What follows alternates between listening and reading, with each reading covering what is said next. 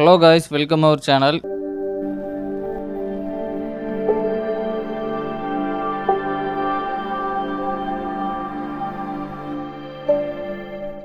இன்னைக்கு நம்ம வீடியோவில் என்ன பார்க்க போகிறோம்னா அஜைல் மாடல் பற்றி பார்க்க போகிறோம்.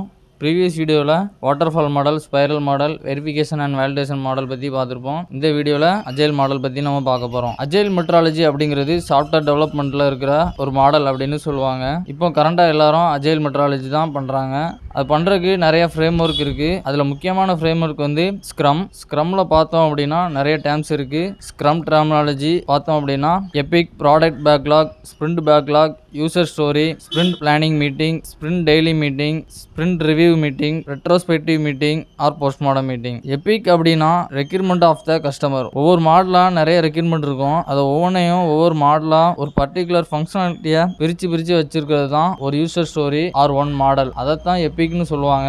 எக்ஸாம்பிள் வந்து லாகின். அதே மாதிரி வித்தியாசமான மாடலாக இருக்கிறத எபிக் யூசர் ஸ்டோரி அப்படின்னு சொல்லுவாங்க. ப்ராடக்ட் பேக்லாக்னா list of user stories for particular புதுசாக அடுத்த ஸ்ப்ரிண்ட்டுக்கு வரப்போற லிஸ்ட் ஆஃப் யூசர் ஸ்டோரிஸை தான் ப்ராடக்ட் பேக்லாக் அப்படின்னு சொல்லுவாங்க. அடுத்து ஸ்ப்ரிண்ட் பேக்லாக். ஃபர்ஸ்ட் ஸ்ப்ரிண்ட்ங்கிறது duration or amount of time taken to complete one or more user stories. Usually அது எப்படி இருக்கும்னா அதோட டியூரேஷன் வந்து 2 or more 4 weeks இருக்கும். அதை ஸ்ப்ரிண்ட்ங்கிறது ஸ்ப்ரிண்ட் பேக்லாக் அப்படிங்கிறது அந்த பர்டிகுலர் ஸ்ப்ரிண்ட்டுக்குள்ளார எவ்வளோ யூசர் ஸ்டோரிஸ் பண்ணணும்னு வச்சிருப்பாங்க. அந்த கம்ப்ளீட் பண்ணதான் யூசர் ஸ்டோரிஸ் எல்லாத்தையும் ஸ்ப்ரிண்ட் பேக்லாக் அப்படின்னு சொல்றாங்க. நாட் கம்ப்ளீட்டர் யூசர் ஸ்டோரிஸ் இந்த பர்டிகுலர் ஸ்ப்ரிண்ட் அதை தான் ஸ்ப்ரிண்ட் பேக்லாக் அப்படின்னு சொல்லுவாங்க. அடுத்து யூசர் ஸ்டோரிஸ் அப்படின்னா ரெக்யூர்மெண்ட் ஆஃப் கஸ்டமர். அடுத்து ஸ்ப்ரிண்ட் பிளானிங் மீட்டிங் அப்படிங்கிறது ஒவ்வொரு ஸ்ப்ரிண்ட்டையும் ஸ்டார்ட் பண்றதுக்கு முன்னாடி அதை பத்தின பிளான் பண்ணுவாங்க. இதுல யாரெல்லாம் இருப்பாங்க அப்படின்னா ஸ்க்ரம் மாஸ்டர் இருப்பாங்க, ப்ராடக்ட் ஓனர் இருப்பாங்க, அதுக்கப்புறம் டெவலப்பர் இருப்பாங்க, அதுக்கப்புறம் டெஸ்ட் லீட் இருப்பாங்க, டெவலப்மெண்ட் லீட் இருப்பாங்க, டெஸ்ட் இன்ஜினியர், பிஏ எல்லாருமே இதுல இருப்பாங்க. ஸ்ப்ரிண்ட் பிளானிங் மீட்டிங் என்னென்ன பண்ணுவாங்க, அந்த பர்டிகுலர் ஸ்ப்ரிண்ட்ல என்னென்ன யூசர் ஸ்டோரிஸ்லாம் இன்க்ளூட் பண்ணிக்க போறோம், அதோட டியூரேஷன் எல்லாம் டிசைட் பண்ணுவாங்க. இது ஸ்ப்ரிண்ட் டெய்லி மீட்டிங். அதுல நிறைய இருக்கு. Kick start meeting, stand up meeting, அந்த மாதிரி எல்லாம் சொல்லுவாங்க. ஸ்ப்ரிண்ட் டெய்லி மீட்டிங்னு இந்த மீட்டிங்ல வந்து மார்னிங் நடக்கும், ஈவினிங்கும் நடக்கும். இதுல என்ன டிஸ்கஸ் பண்ணுவாங்க அப்படின்னா எஸ்டர்டே என்ன ஒர்க் பண்ணாங்க, டுடே என்ன ஒர்க் பண்ண போறோம் அப்படிங்கறத பத்தி டிஸ்கஸ் பண்ணுவாங்க. மார்னிங் என்ன ஒர்க் ஸ்டார்ட் பண்ண போறோம், ஈவினிங் என்ன ஒர்க் பண்ணி முடிச்சோம் அப்படின்னு பேசுவாங்க. பெட்டர் கம்யூனிகேஷனுக்காக இந்த ஸ்ப்ரிண்ட் டெய்லி மீட்டிங் கண்டக்ட் பண்றாங்க. யூசுவலா இதுக்கு ஸ்க்ரம் மாஸ்டர் தான் கோஸ்ட் பண்ணுவாங்க. அடுத்து ஸ்ப்ரிண்ட் ரிவ்யூ மீட்டிங்னா அந்த பர்டிகுலர் ஸ்ப்ரிண்ட் முடிஞ்சதுக்கு அப்புறமா இந்த ஸ்ப்ரிண்ட்ல வந்து என்னென்ன யூசர் ஸ்டோரிஸ்லாம் கம்ப்ளீட் பண்ணியிருக்கோம், அதில் சக்ஸஸ்ஃபுல்லாக கம்ப்ளீட் பண்ணியிருக்கோமா, அதை கஸ்டமருக்கு டெலிவரி பண்ணியிருக்கோமா அப்படின்னு எல்லாத்தையும் தெரிஞ்சுப்பாங்க.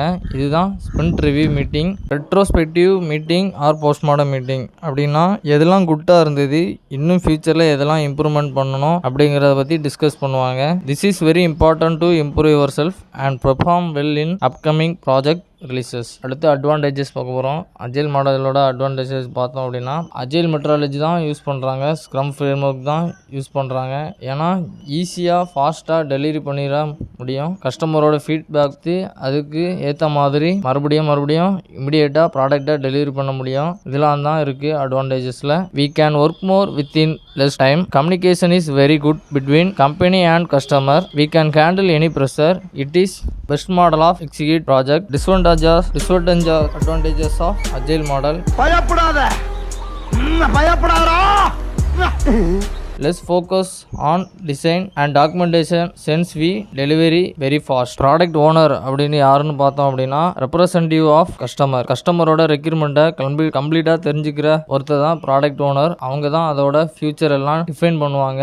மார்க்கெட்டோட ட்ரெண்டுக்கு ஏற்ற மாதிரி எது வேணாம் அப்படிங்கிறத பற்றி டிசைட் பண்ணுவாங்க ப்ராடக்ட் ஓனர். அடுத்து ஸ்க்ரம் மாஸ்டர் அப்படிங்கிறது representative of the software company, backbone of the entire process. அவங்க தான் எல்லாத்தையும் கைட் பண்ணி கம்ப்ளீட் ப்ராஜெக்ட்லயும் அவங்க இன்வால்வா இருப்பாங்க. அடுத்து டிஃபெக்ட் லைஃப் சைக்கிள் அப்படிங்கிறது சாஃப்ட்வேர் டெஸ்டிங் லைஃப் சைக்கிள் ரொம்பவே இம்பார்ட்டன்ட் ஆனது. இப்போ டெவலப்பர் வந்து டெவலப் பண்ணி முடிச்சதுக்கு அப்புறமா அந்த பர்டிகுலர் மாடலை வந்து டெஸ்டர் கிட்ட கொடுப்பாங்க. அப்புறம் டெஸ்டர் செக் பண்ணுவாங்க. ஆக்சுவலா வந்து அவுட்புட்டும் நம்ம எக்ஸ்பெக்ட் பண்ண அவுட்புட்டும் சேமா இருந்துச்சு அப்படின்னா ரிசல்ட் வந்து பாஸ். அப்படி சேமா இல்லாத பட்சத்தில் அதை வந்து டிஃபெக்ட்னு சொல்லி ரைஸ் பண்ணுவாங்க.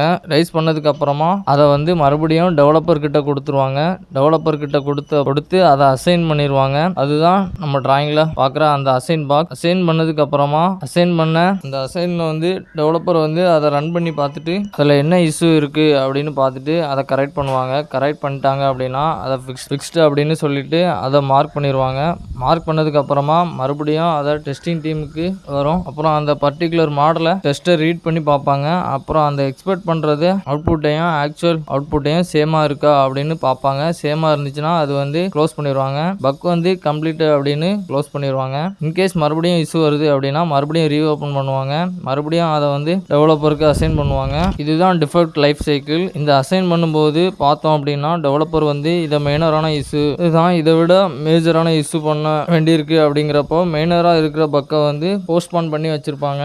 அதுதான் first case defect or postpone duplicate அப்படிங்கிறது. ஒரு டெஸ்டர் வந்து ஒரு பக்கை ரைஸ் பண்ணியிருப்பாங்க. மறுபடியும் இன்னொரு டெஸ்டர் வந்து அதே பக்கை மறுபடியும் ரைஸ் பண்ணியிருந்தாங்க அப்படின்னா அது வந்து டூப்ளிகேட் அப்படின்னு சொல்லுவாங்க. இதை அவாய்ட் பண்றதுக்கு என்ன பண்ணணும் அப்படின்னா அடுத்த பக்கை ரைஸ் பண்றதுக்கு முன்னாடி டீமுக்குள்ள வெரிஃபை பண்ணியிருக்கணும் இந்த பக் ஆல்ரெடி இருக்கா இல்லையா அப்படின்னு. அதுக்கப்புறமா கேனாட் ஃபிக்ஸ், அது வந்து ஃபிக்ஸ் பண்ண முடியாத டிஃபெக்ட் அப்படின்னு சொல்றாங்க. இந்த சிஸ்டம்ல இந்த மாதிரி இஷ்யூ இருக்கு, இதை பண்ண முடியாது அப்படிங்கிறது இன்வேலிட் ஆர் ரிஜெக்ட். சில நேரத்தில் எல்லா டீமும் அந்த எரர் வராது. எப்பயாச்சும் வர எரரை தான் இன்வேலிட் எரர் அப்படின்னு சொல்லுவாங்க.